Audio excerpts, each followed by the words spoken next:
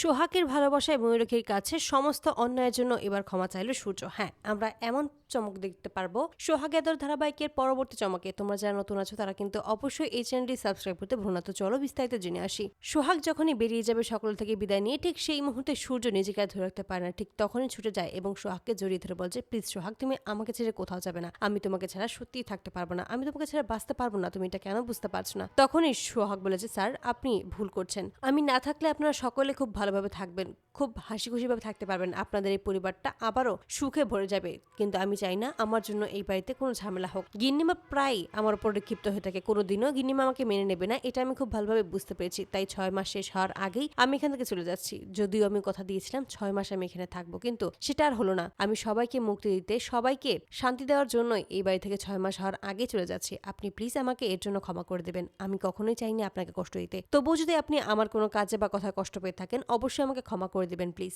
এই বলে যখন বেরিয়ে যাবে, ঠিক সেই মুহূর্তে হাত ধরে ফেলে আর বলছে, সত্যি সোহাগ, আমি সত্যি তোমাকে খুব ভালোবাসি, তুমি আমাকে বিশ্বাস করো। আমি জানি না নিজের অজান্তে কখন যে তোমাকে ভালোবেসে ফেলেছি। শুধু এটাই মনে হয় যে তুমি যদি আমার পাশে না থাকো তাহলে কোনোভাবেই আমি কিছু করতে পারবো না। আমি হয়তো বা আবারও সেই পুরনো অবস্থায় ফিরে যাব। আর নিশ্চয়ই তুমি চাও না যে আমি আবারও সেই পুরনো সূর্যের কাছে ফিরে যাই। আমি তোমার কথায় অনেক কিছু পরিবর্তন করেছি। আমি তোমার জন্য নিজের নেশাটাকেও ধীরে ধীরে কমিয়ে দেওয়ার চেষ্টা করছি। আর তুমি আমাকে সেই অবস্থা ছেড়ে চলে যাবে, এটা কি তুমি পারবে? ঠিক তখনই সোহাগ বলে যে, আপনি যদি এই সমস্ত কিছু বের হয়ে আসতে পারেন তাহলে আমার থেকে বেশি খুশি আর কেউ হবে না। তবে কর্তাবাবু সব থেকে বেশি খুশি হবে। তবে আমি চাই যে আপনারা সকলেই ভালো থাকুন, সবাই একত্রে মিলেমিশে থাকুন। আমার জন্য যা কোনোভাবেই সম্ভব হচ্ছে না। আর আপনি প্রতিনিয়ত গিন্নিমার সাথে যা যা করছেন, এটা আমি কোনোভাবেই মেনে নিতে পারছি না। শুধুমাত্র আপনি গিন্নিমাকে বিরক্ত করবেন বলেই আমাকে বিয়ে করেছিলেন, তাই না? আমি চাই না এরকম হয়ে কারো বোঝা হয়ে থাকতে। ঠিক তখন বলছে, না সোহাগ, আমি এমনটা কখনোই বলবো না। তুমি যদি চাও আমি মমের কাছে ক্ষমা চাইতে পারি, আমি মমের কাছে সমস্ত অন্যায়ের জন্য ক্ষমা চাইবো। তুমি শুধুমাত্র একবার বলো যে তুমি আমাকে ভালোবাসো এবং তুমি ভালোবেসে আমার কাছে থাকবে, আমার পাশে থাকবে, এই বাড়ি থেকে কোথাও যাবে না, তাহলে আমি সেটাই করবো। এতে করে তখন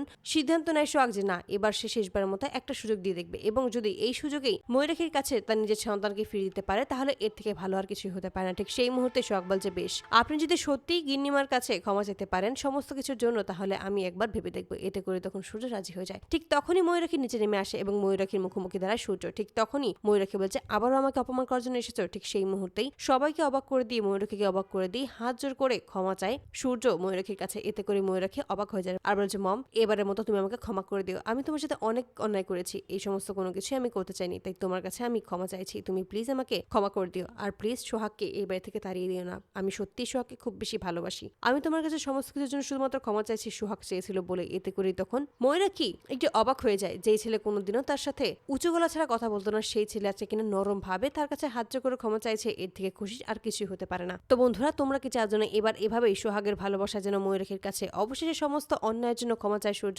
অবশ্যই তোমরা তোমাদের মতামত কমেন্ট বক্সে জানতে ভুলবে না। ধন্যবাদ।